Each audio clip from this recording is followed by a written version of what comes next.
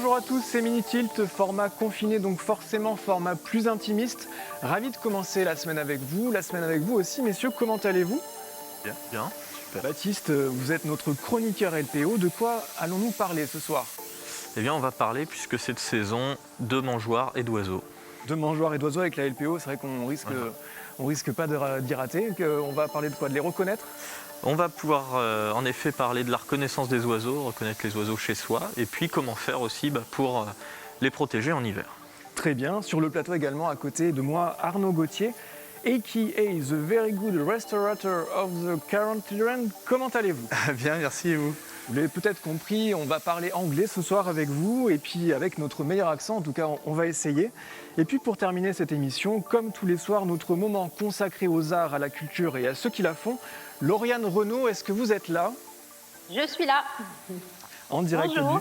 Bonjour, bonsoir, en direct du Sud Touraine, on vous retrouve dans un instant. Mais d'abord, comme on vient de le voir avec Baptiste, même ceux qui n'ont pas de jardin ont encore la chance d'avoir des fenêtres, on va donc parler d'oiseaux. C'est ça. Donc, moi, je vais vous parler ce soir des mangeoires à oiseaux. Des oiseaux en hiver. Et donc des oiseaux avant tout. Donc, alors pour ça, il y a plusieurs espèces d'oiseaux qu'on peut voir à la mangeoire et donc de sa fenêtre.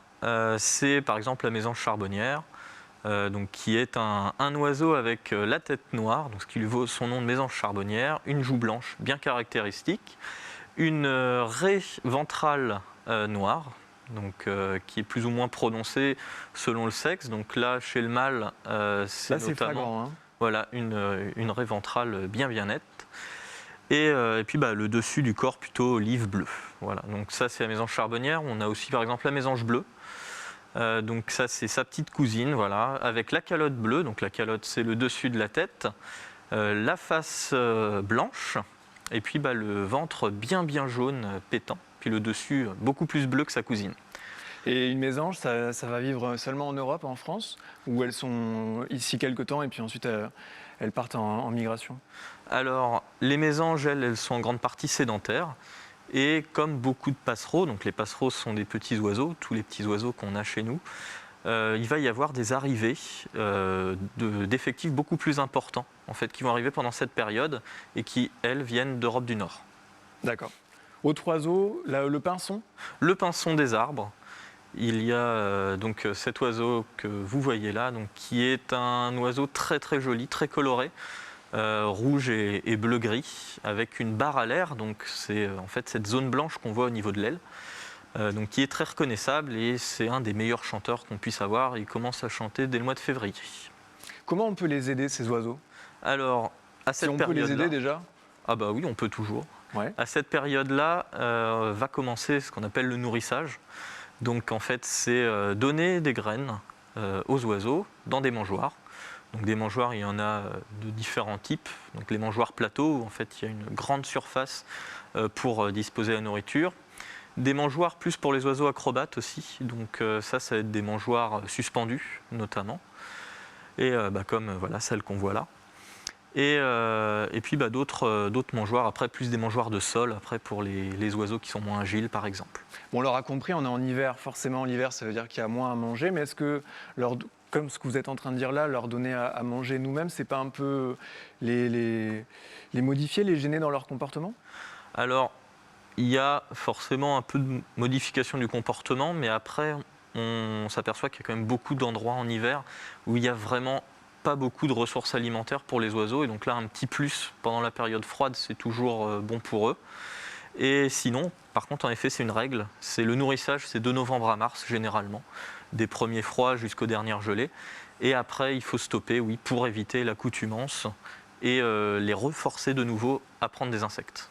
Est-ce qu'on peut aménager nos jardins? Est-ce qu'il y a des choses à faire spécifiquement qui peuvent les aider? Alors déjà, de base, et ça va leur permettre d'avoir justement plus de ressources alimentaires toute l'année, ça va être essayer. Alors je sais que pour beaucoup de gens, ça va paraître mauvais, mais pourquoi pas laisser la pelouse assez haute. Ça, c'est forcément, c'est gage après de beaucoup de ressources alimentaires, puisque plus de fleurs, plus d'insectes pollinisateurs. Pourquoi pas aussi réimplanter des haies, et de préférence des haies champêtres avec des essences locales. Donc des essences en plus à baies, pour eux, pour pouvoir manger après les baies en hiver. Ça leur fait pour le coup une ressource totalement naturelle. Et aussi aménager des points d'eau. C'est toujours très important. Un point d'eau, été comme hiver, les oiseaux peuvent boire et s'y baigner. De laisser de l'eau. Merci beaucoup pour ces précieuses informations, Baptiste. Eh bien, On rappelle que ces informations-là, vous pouvez les retrouver sur lpotouraine.fr, c'est bien ça? c'est ça. Bon, merci beaucoup. J'imagine qu'Arnaud, tout ce qu'on vient de dire, vous êtes un peu familier. Vous habitez en pleine forêt, en tout cas en Sologne. Il y a beaucoup de forêts, il y a beaucoup d'oiseaux. Oui, c'est très intéressant. C'est les oiseaux avec lesquels on a l'habitude de vivre et qu'on entend habituellement. Donc, c'est toujours intéressant d'avoir un petit peu plus d'informations dessus. Ouais. Vous habitez un petit village près de Romorantin, ça s'appelle Villerviers. Il y a 2 sites Natura 2000, 2 zones naturelles d'intérêt écologique, faunistique et floristique, un espace naturel sensible, 471 habitants et un seul restaurant, l'Épicurien. L'Épicurien, ouais. Donc vous en êtes le chef et vous avez décidé de faire une vidéo, une publicité, dans un mélange de Borat et d'Action Bronson, empruntant à la fois au code de la télé-réalité du Midwest américain. Un mélange des genres, finalement, un petit peu sûrement comme on pourrait définir votre cuisine. On va en parler juste après, mais c'est peut-être plutôt que de faire des longs discours, plus simple de regarder un extrait de cette vidéo. Bonjour à tous, je suis Arnaud Gauthier, le chef cuisinier du restaurant L'Épicurien à Villerviers, au cœur de la Sologne. Mon père tenait l'auberge des gens qui savent profiter et se faire plaisir dans la vie. Personnellement, je trouvais le nom un peu long, alors je l'ai rebaptisé L'Épicurien. Je suis un amoureux de la France, j'aime la bonne bouffe et le bon vin. Je croque la vie à pleines dents, mais j'ai 3 grands principes. La cuisine doit être locale, faite maison et faite avec amour. J'applique le dicton de mon père. Aime la nature, elle te le rendra. Ouais, pas terrible ça. Mais quelle barbe! On n'a pas pu tout laisser, hein, il y a 3 minutes de vidéo à peu près. Ouais. Comment ça se fait que vous avez eu envie de faire ça? On appréhende mieux ce deuxième confinement. Et il a fallu se réinventer tout simplement. Donc on a une cuisine qui est plutôt traditionnelle, semi-gastronomique. Le emporté, c'est plus simple. Le burger, tout le monde connaît, ça touche une plus large clientèle. Et on était en pleine période électorale américaine, on touchait à l'actualité. Donc on s'est dit, allez, on saute le pas, on aime l'autodérision et l'humour. Il faut rigoler à l'heure actuelle, dans cette période un petit peu anxiogène.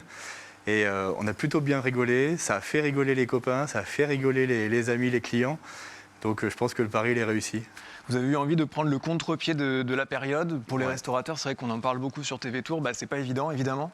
Et vous avez décidé donc de faire une vidéo humoristique pour mettre en avant le fait que vous faites des plats à emporter. C'est ça. Vous avez fait ça avec qui alors? Alors on a fait ça avec Pierre et Guillaume, qui sont 2 jeunes Romorantinais. On n'est pas les seuls à être touchés, les restaurateurs, hein, tous les petits commerçants, hein, tous les petits artisans commerçants, mais aussi beaucoup le milieu artistique, hein, l'événementiel. Et c'était aussi un pied de nez de se dire, tiens, un restaurateur, 2 jeunes Romorantinais issus de la télé, on va faire un truc sympa et on en est très contents. Ils ont travaillé d'arrache-pied. Mais ça rend bien. Et comment le tournage, l'écriture, comment ça s'est fait? Ceux qui ont tout décidé, vous avez fait ça ensemble? Alors je les ai contactés, j'avais déjà une grosse partie des idées, mais voilà, c'est un métier, hein. Acteur, réalisateur, c'est pas le mien en tout cas. Moi je suis mieux derrière. Bien. Je sais pas ce que Baptiste vous en pensez, mais vous en sortez bien. C'est un bon format, ouais. Disons que j'ai la chance d'avoir été guidé. Un est très bon réalisateur et l'autre est très bon comédien. Ils ont vraiment beaucoup travaillé pour information. Ils ont écrit le script en une journée. Donc ça a été très très vite. Vous avez le même anglais que moi, c'est ça que vous voulez dire? J'ai un anglais absolument abominable. La moitié des paroles, c'est du yaourt. C'est incompréhensible. Malgré qu'on ait un script vraiment bien écrit, j'ai essayé de l'apprendre, mais ça a été très compliqué. Bon, en fait, vous êtes venu ici pour parler de cette pub, mais on va quand même en profiter pour parler de votre restaurant. Ouais. Parce que l'Épicurien, c'est toute votre vie. Ça fait 4 ans que vous tenez ce lieu. Qu'est-ce que vous faites là-bas alors? Alors, on fait une cuisine essentiellement traditionnelle et locale. D'ailleurs, si je peux me permettre à ce titre, je représente également une association de restaurateurs qui s'appelle Cuisine en Loir-et-Cher, donc avec une charte de qualité où on utilise vraiment des produits locaux et on défend le fait maison. Si vous voulez pas aider que les restaurateurs, hein, là je passe vraiment un petit message global pour tout le monde, pour les artisans, les commerçants, même ceux qui vont avoir la chance de pouvoir réouvrir au mois de décembre, n'hésitez pas à faire un peu de e-commerce chez eux, à offrir des bons cadeaux. Acheter un bon cadeau chez un restaurateur. Là, vous pouvez aller sur le site de Cuisine en Loir-et-Cher, acheter un bon cadeau. On est une trentaine de restaurateurs. Ça va de l'auberge au restaurant étoilé. On fait tous partie de cette association. C'est Saveur 41 ou cuisineanloiretcher.fr, c'est les deux sites qui vont recenser les restaurateurs. Cuisine en Loir-et-Cher, ouais. Si on retourne à votre restaurant à vous, vous faites quoi alors comme cuisine? On fait une restauration donc, traditionnelle avec des produits frais, des produits locaux. On fait, Vous avez même un potager? On a un potager, oui, juste en face le restaurant qui a été...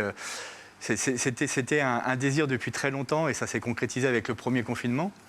Donc, comme beaucoup de restaurateurs, on a fait notre potager, on cultive nos légumes. Ça ne remplace pas, bien évidemment, tous nos petits producteurs locaux qui ont besoin de nous et chez qui on continue à prendre des légumes. Merci beaucoup Arnaud d'être Merci venu à nous vous. parler. Merci pour votre optimisme. Merci pour votre longue barbe. La vidéo, elle est à voir en intégralité sur YouTube. Le compteur s'affole un petit peu. Je crois qu'on est sur les 6000 vues. J'ai vu ça tout à l'heure. Ouais, ça part bien. Ouais. Donc c'est bien pour vous, ça fait parler. Ça fait parler. Et on est là aussi pour ça, pour en parler. Bon, maintenant, moi, je serais plutôt partant pour une petite bamboche. Qu'est-ce que vous en pensez? Allez. Ouais, ça vous va? On va se faire une petite bamboche.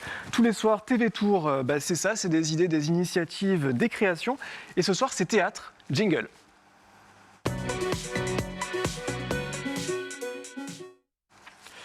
Et puis ça passe, l'a bien nommé, un projet commencé en septembre par la compagnie d'Irulan. Est-ce que vous êtes là, Lauriane?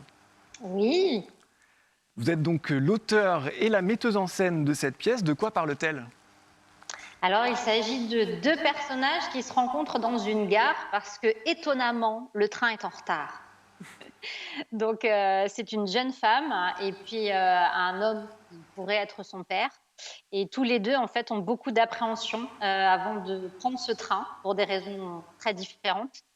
Et avec le retard, l'anxiété et autres, les langues vont se délier et chacun va un petit peu rentrer en contact, en écho, en questionnement avec l'autre. Non, un train en retard, on a du mal à y croire quand même. Hein. Ah oui, c'est vraiment, ça c'est un peu fantastique. Hein. Le thème, c'est quoi? Le thème, c'est le hasard?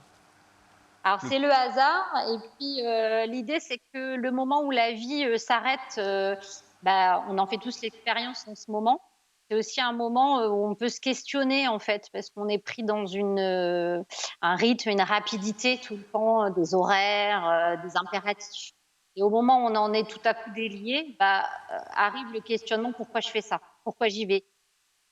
Qu'est-ce qui vous tenait à cœur de raconter? Parce qu'on va en parler juste après. Vous commencez à être une auteure émérite maintenant. Vous produisez beaucoup. Donc qu'est-ce qui vous tenait à cœur dans cette pièce précisément?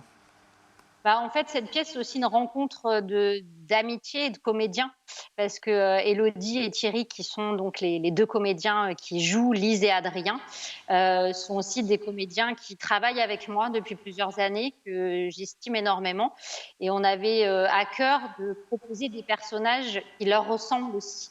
Donc c'est parti de cette idée que chacun allait proposer un profil de personnage qu'il avait envie de jouer.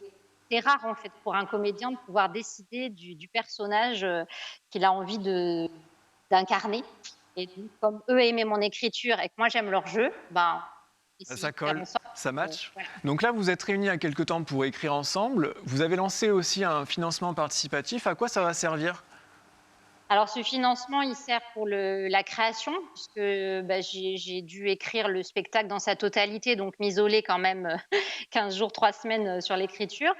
Et puis il lui permet aussi de sortir d'un cocon, parce qu'on est deux petites compagnies en zone rurale. On n'a pas de théâtre, donc chaque salle, elle est payante quand on veut jouer, et c'est vite un budget, et on a envie que cette pièce tourne dans un maximum de salles en Touraine. Ça vous donnera les moyens de vous produire, vous venez de le dire, en Touraine.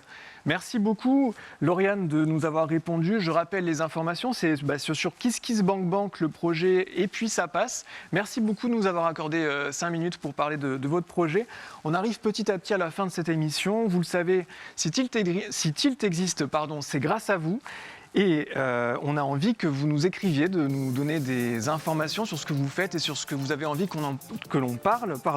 tilt@tvtour.fr. Merci à tous de nous avoir suivis. Est-ce que vous pouvez nous redonner votre site internet? Alors c'est le restaurant L'Épicurien Villerviers-Sologne.com Et si vous voulez faire un cadeau pour Noël, n'hésitez pas à aller sur le site de Cuisine en Loir-et-Cher, acheter un bon cadeau, vous pourrez le dépenser dans un des 30 restaurateurs de Cuisine en Loir-et-Cher. Et pour vous, Lauriane, votre site internet? Alors, le site internet, c'est irilan.fr. Je vous ai retrouvé, je vous ai perdu un moment. Merci beaucoup, bonne soirée à tous et à demain.